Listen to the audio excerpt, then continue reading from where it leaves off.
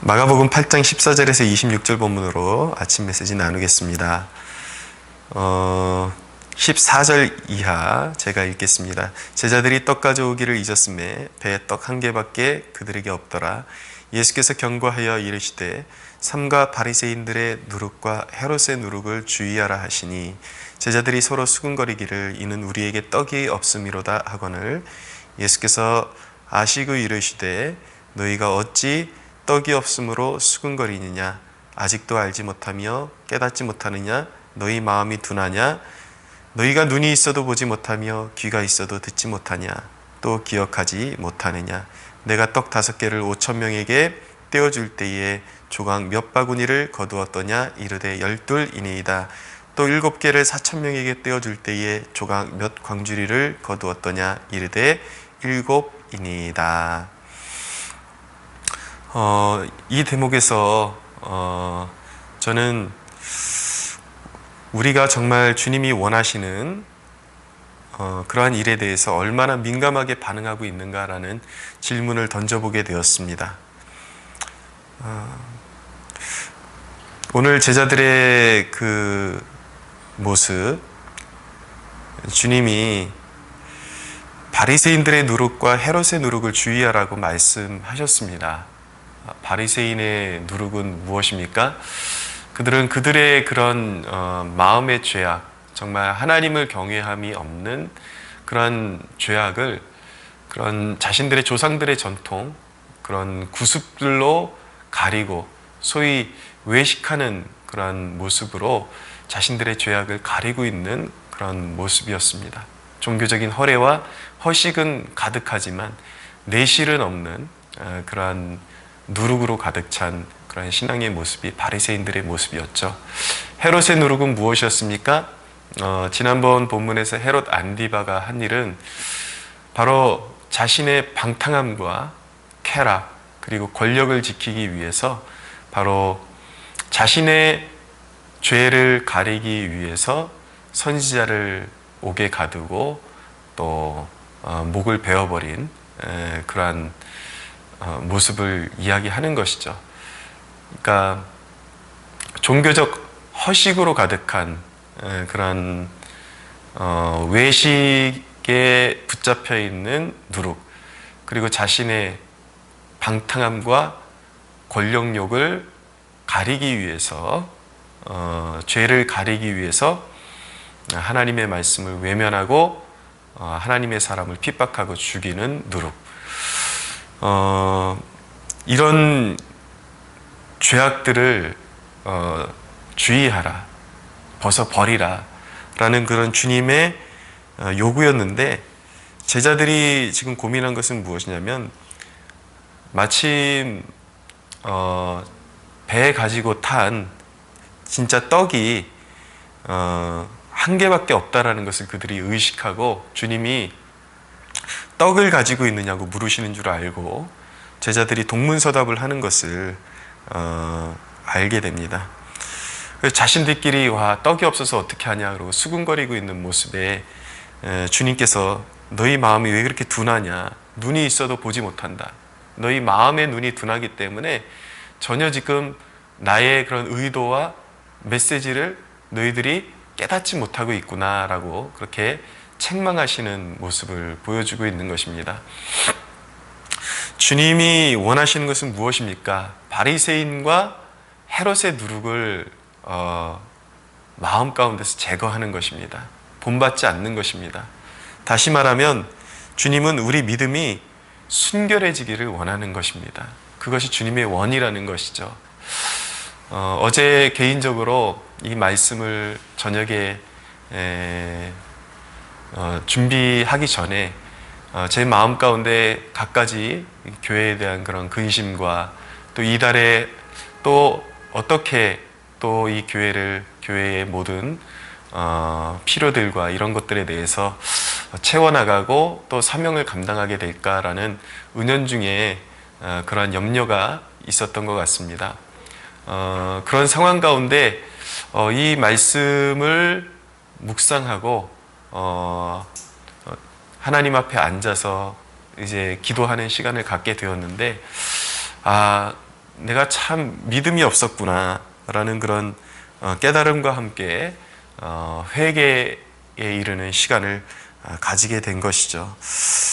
주님께서 우리에게 말씀하시는 이 의도를 우리가 잘 깨달아야 됩니다. 떡 5개를 가지고 5,000명에게 나누어줄 때 조각 몇 바구니를 거두었느냐? 12리니이다. 또 7개를 4,000명에게 떼어줄 때에 조각 몇 광주리를 거두었느냐? 이르시되 7이니이다. 그러니까 주님의 로드십이 인정될 때에 결코 생활의 염려와 그러한 먹는 것에 부족함이 없을 것이라는 말씀이죠. 그러니까 생활의 염려에 매이지 말라는 것입니다. 그리고 먹고 사는 것에 거기에 초점을 맞추지 말라는 것입니다. 주님이 우리에게 요구하는 것은 너희에게 이미 보여주지 않았느냐? 너희가 있는 그런 자원을 가지고 내게 나올 때에 아무리 작은 자원이라 할지라도 그것이 부족함이 있었더냐? 주님께서 되물으시는 것이죠. 왜 너희는 여지껏 신앙생활하면서 아직도 생활의 염려에 매여서 신앙생활을 하느냐? 나는 너희가 그것을 뛰어넘기를 원하고 더욱더 영적인 순결함을 가지기를 원하고 너희 마음 가운데 그런 세상의 누룩들이 자리 잡지 않게 되는 것을 원한다. 주님께서 그렇게 말씀하고 계신 것입니다. 우리가 이렇게 주님의 순결한 그런 신부로 준비되려면 우리의 영적인 눈이 밝아져야 됩니다. 이 예수님께서 누룩에 관한 그 교훈을 주신 이후에 바로 일어나는 사건이 하나가 있는데 그것이 무엇이냐면 바로 22절 이하에 있는 벳세다의 그런 맹인을 고치시는 사건에 관한 이야기입니다. 근데 이 두 사건이 전혀 이렇게 다른 종류의 사건 같은데 사실은 지금 주제가 하나로 연결되고 있다는 것을 주님께서 우리에게 보여주고 있다는 사실을 우리가 염두하면서 이 사건을 읽어야 하는 것입니다. 제자들이 그렇게 어떤 생활의 염려에 매이고 주님의 메시지를 오해한 것은 어떤 연유입니까? 영적인 눈이 둔탁하기 때문이라고 주님께서 말씀하셨거든요. 그래서 주님께서 안수하셔서 한 영혼의 눈을 열어주시는, 사실은 영적으로는 심령의 눈을 열어주시는 그 사건을 보여주심으로 인해서 우리가 영적인 눈이 밝아져야 되고 또 그렇게 영적인 시야를 더 확보하는 것을 사모하게끔 만드시기 위해서 우리에게 주시는 그러한 교훈이라고 말씀드릴 수가 있겠습니다. 마음이 둔해지면 굉장히 그 신앙에 큰 패단을 가져오게 됩니다. 왜냐하면 성경을 읽으면서도 항상 주님의 말씀을 들어요. 성경을 통해서 주님의 음성을 듣지만 그것이 올바른 해석으로 나올 때 우리의 삶의 양식이 되는데 우리의 마음이 둔탁해지고 세상의 염려에 붙잡혀 있으면 그것을 육적으로 해석해내게 됩니다. 늘 좋은 메시지를 듣고 올바른 메시지를 들어도 그런 어떤 인간의 그런 육적인 염려에서 해석된 그런 해석들을 자꾸 스스로가 해내니까 결국은 그것이 영의 양식이 되지 못하고 우리의 삶의 성장으로 이어지지 못하는 그런 패단을 가져올 수밖에 없는 것입니다. 그러니까 우리가 하나님의 말씀을 읽어도 우리의 영의 눈이 밝아진 상태에서 읽어야지 그것이 영의 양식이 되고 삶의 능력이 되는 것이지, 영적으로 어두운 상태에서 아무리 성경을 읽어봤자 인간적인 생각으로 그것을 풀어낼 수밖에 없기 때문에 우리의 영에 아무런 유익도 줄 수가 없게 되는 것입니다. 실제적으로 신앙생활하는 많은 사람들의 모습을 보게 되면 똑같은 설교를 듣고도 똑같은 하나님의 말씀을 읽고도 자기 멋대로 성경을 해석해내는, 자기 관점 안에서 자기의 지식의 한계 안에서 전혀 성령의 조명을 받지 못하고 성경을 해석하는 그런 오류들을 범하는 것들을 제법 많이 보게 되는데, 그들의 한결같은 특징은 결코 영적인 성장을 이룰 수 없다라는 것입니다. 오히려 성경을 읽으면서도 계속 마음에 어떤 염려에 사로잡혀서 그런 쓴뿌리들을 자꾸 쏟아내는 그런 모습들을 보게 되는 것이죠. 오늘 이 맹인이 치유받는 과정을 객관적으로 살펴보게 되면은 23절에 예수께서 맹인의 손을 붙잡으시고 마을 밖으로 데리고 나가사 눈에 침을 뱉으시며 그에게 안수하시고 무엇이 보이느냐 물어보셨습니다.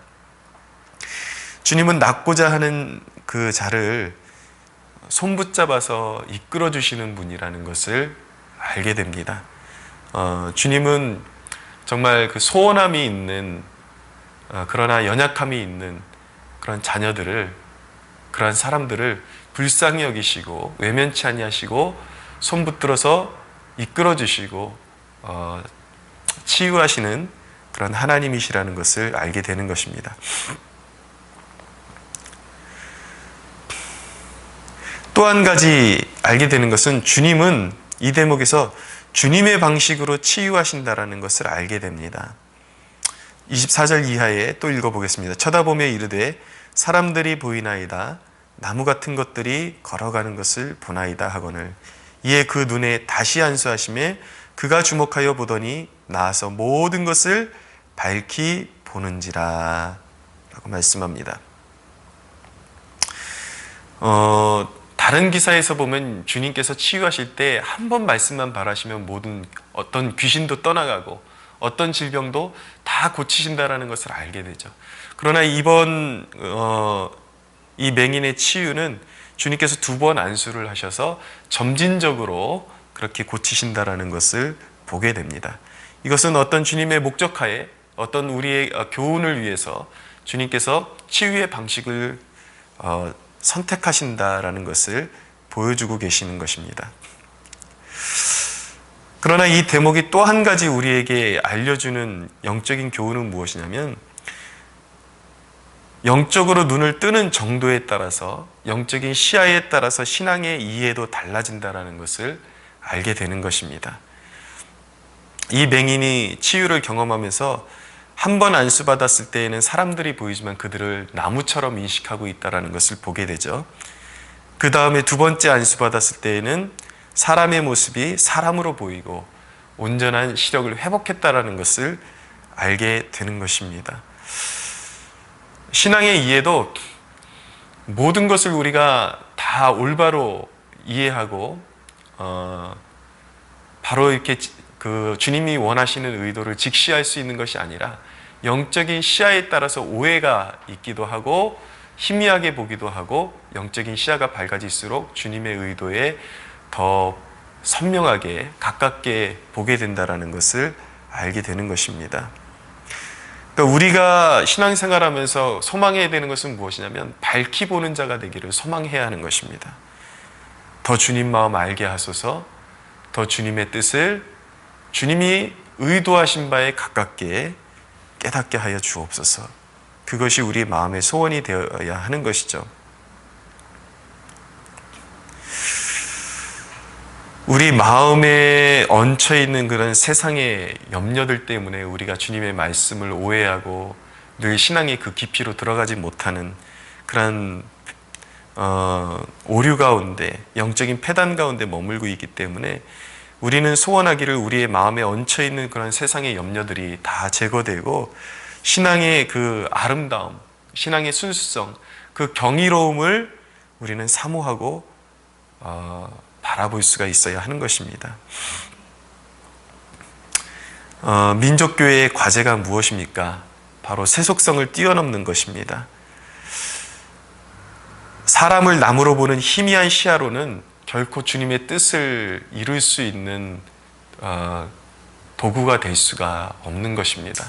온전히 치유받아야 되고 희미하게 보는 것에서 완전히 보는 세계로 나아가야 되는 것이죠.